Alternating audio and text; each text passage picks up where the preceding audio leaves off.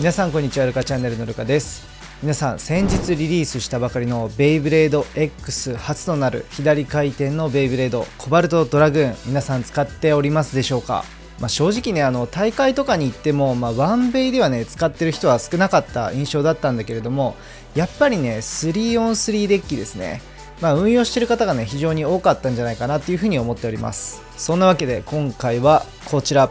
コバルトドラグーンについて僕がおすすめしたいカスタム3選ね、皆さんに今からお伝えしていきたいなと思っております。まず最初にコバルトドラグーンは、こんな感じで運用するのがいいんじゃないかなっていうのは、僕の中ではね、なんとなく答えは出たかなっていったところ、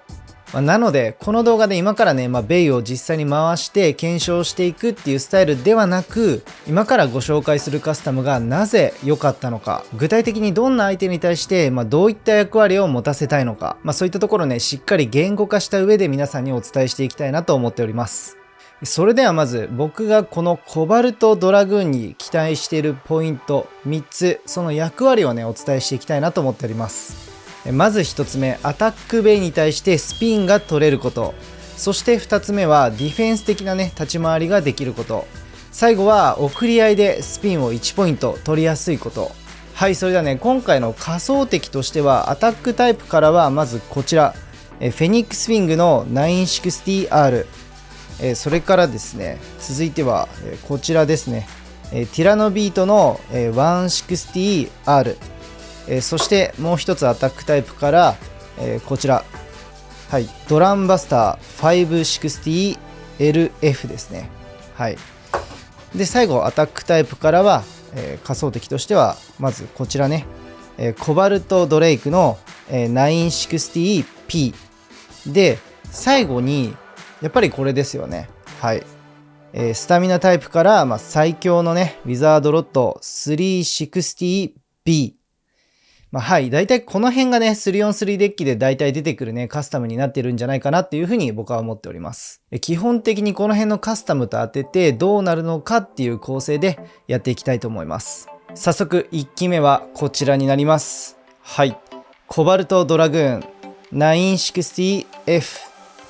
こちらのカスタムについては王道のアタックビットである F ビットをね採用しております。こちらね序盤の機動力でウィザードロットに対しては、オーバーをね期待しつつ、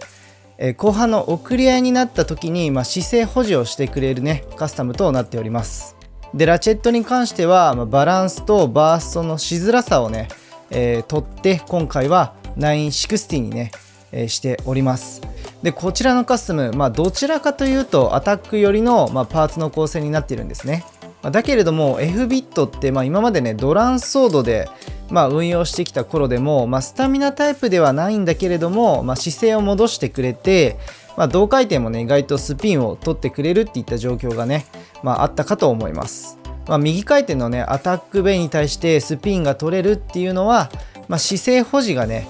いいっていったところ、そういった特徴がねあるんじゃないかなっていうふうに思っております。そして続いてはこちらコバルトドラグーンの 960GB、はい、これねスタミナタイプのビットで大きな球状の軸先と、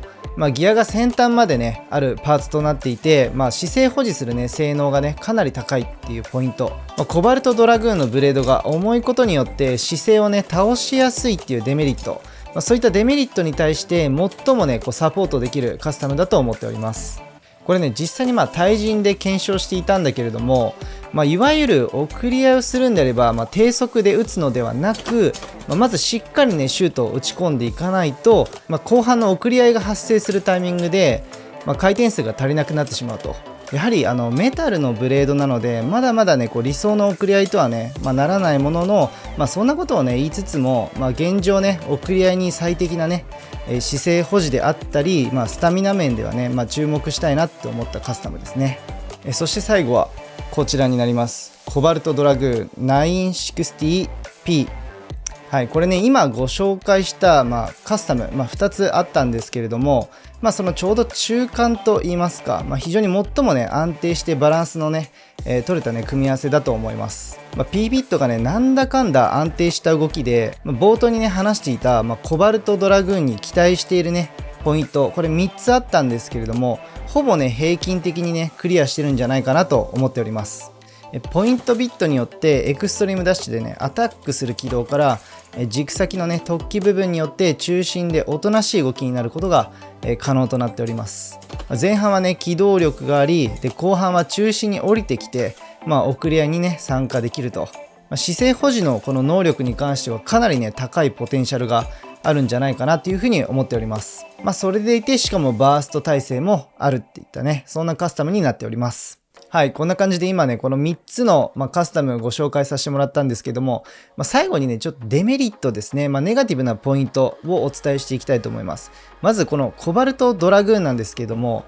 ブレードがですね、重量はめちゃめちゃ、38g 近くあるんですけれども、ブレードが重いので、姿勢保持がねできない、倒れやすいっていったねデメリットがあります。なんで送り合いにはその姿勢保持をするっていうことはもうね絶対必須条件とねなっております。でアタックに対してちょっとね僕個人的には